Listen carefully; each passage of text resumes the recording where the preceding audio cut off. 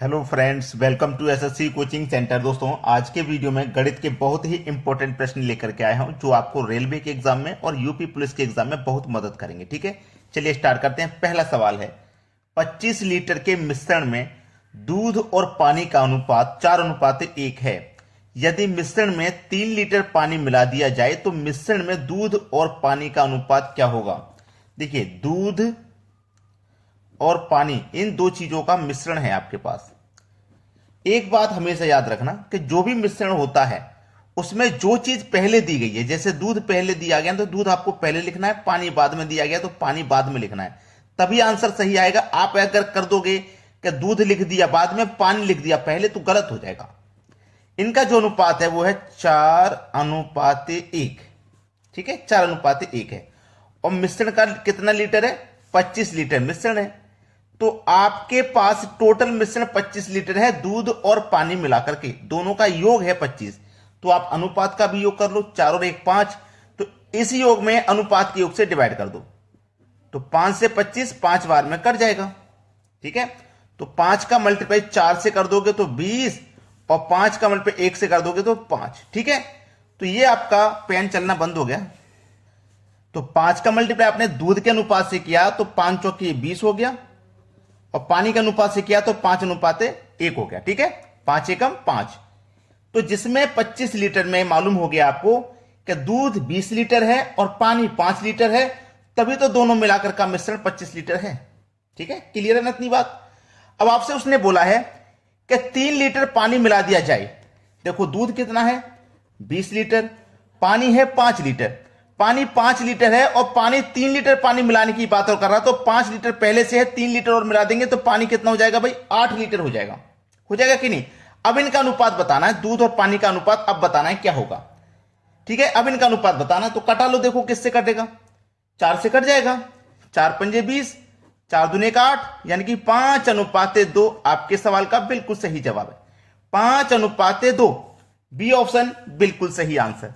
अब देखते हैं अगला सवाल। अगला प्रश्न है, एक धनराशि 3 वर्षों में साधारण ब्याज पर 815 रुपए एवं 4 वर्षों में 854 रुपए हो जाती है, वह धनराशि है। देखिए, कोई राशि 3 वर्ष में कितनी हो गई? 815 रुपए। ये 3 वर्ष में 815 हो गई है, यानी कि इसमें 3 वर्ष का ब्याज शामिल है। और देखो, 4 वर्ष में हो गई थी 854 रुपए। तो 1 साल बढ़ा, 1 साल बढ़ा इधर, 1 साल में रुपया कितना बढ़ गया? 815 से 854 हो गया। कितना रुपया बढ़ गया? 815 से 854 हो गया। घटा के देख लो, 14 में से 5 जाएगा तो 9, 4 में से 1 जाएगा 3, 8 में से 8 जाएगा 0, 39 रुपया बढ़ गया। यानी कि 1 वर्ष में 39 रुपया बढ़ गया। मतलब 1 वर्ष का जो ब्याज है वो 39 रुपया है। और ब्याज कैसा है? साधारण, प्रत्येक वर्ष के लिए समान रहता है। पहले वर्ष में 39 है तो दूसरे वर्ष में भी 39 रहेगा। यानी कि जब 1 वर्ष का 39 तो दूसरे वर्ष का भी आपका 39, तीसरे वर्ष का भी आपका 39। ठीक है, हर वर्ष में समान रहेगा। तो 3 वर्ष का ब्याज कितना हो गया? क्योंकि 3 वर्ष में हमारी राशि 815 हो गई थी, जिसमें 3 वर्ष का ब्याज शामिल है। तो 3 वर्ष का कितना ब्याज है? जोड़ लो, 9 9 18 और 9 27, 27 का 7, कैरी का 2, 3 3 6, 3 3 9 9 2 11, यानी कि 3 वर्ष का ब्याज 170 रुपए शामिल है इसमें। 815 राशि हो गई थी 3 वर्ष के बाद में, यानी कि 3 वर्ष का जो ब्याज है वो इसमें शामिल है 117 रुपए। मैं इस ब्याज को घटा दूंगा तो केवल मूलधन बचेगा। 815 में से 117 को घटा दो, 698 बचेगा। यही है आपके सवाल का बिल्कुल सही जवाब, 698, जो किसी ऑप्शन में दिया गया है। अब देखते हैं अगला प्रश्न। अगला प्रश्न है, अरुण की मोटरसाइकिल में टंकी भर पेट्रोल 10 दिन चलता है। यदि वह प्रतिदिन 25% अधिक उपयोग शुरू कर देता है तो टंकी भर पेट्रोल कितने दिन चलेगा। देखो, मान लीजिए पहले टंकी में मान लो 10 लीटर तेल आता था और वो 10 दिन चलता था। 10 दिन चलता है ना, टंकी भर पेट्रोल 10 दिन चलता है। मान लीजिए टंकी उसकी 10 लीटर की है, वो 10 लीटर फुल करा लेता है और वो 10 दिन चल जाती है। लेकिन अब वो उपयोग 25% अधिक खर्च कर रहा है। मान लो पहले एक दिन में 100 किलोमीटर चलाता था, अब चला रहा है 125 किलोमीटर, तो 25% अधिक इस्तेमाल कर रहा है ना वो गाड़ी से, पेट्रोल अधिक चला रहा है तो तेल भी ज्यादा खर्च होगा। तो पहले तो 10 दिन चलता था, अब तेल ज्यादा खर्च होगा तो कितने दिन चलेगा भाई? 10 लीटर तेल 10 दिन चलता था, तो इसका मतलब 1 लीटर तेल 1 दिन चलेगा, है ना? 1 लीटर तेल 1 दिन चलेगा। अब क्या है, उसने खपत बढ़ा दी, उसने खपत बढ़ा दी। पहले एक दिन में 1 लीटर खर्च कर रहा था वो तेल, अब एक दिन में 1.25 25% अधिक कर दिया ना उसने खर्च भाई, 25% उसने अधिक खर्च कर दिया। ठीक है, जैसे मान लो एक है, एक दिन में 1 लीटर चल रहा था, अब एक का 25% अगर मैं यहां से निकालूं, परसेंट का मतलब बटे में 100, 25 का मतलब एक से करेंगे 25, तो 25 में 100 से डिवाइड करो तो 2.25 आ जाएगा, है ना? 0.25 आ जाएगा, वही मैंने इसमें एडिट कर दिया है। 0.25 वो अधिक इस्तेमाल कर रहा है अब। ठीक है, क्लियर है इतनी बात? अब यहीं पे सवाल खत्म हो गया, सवाल यहीं पे खत्म हो गया।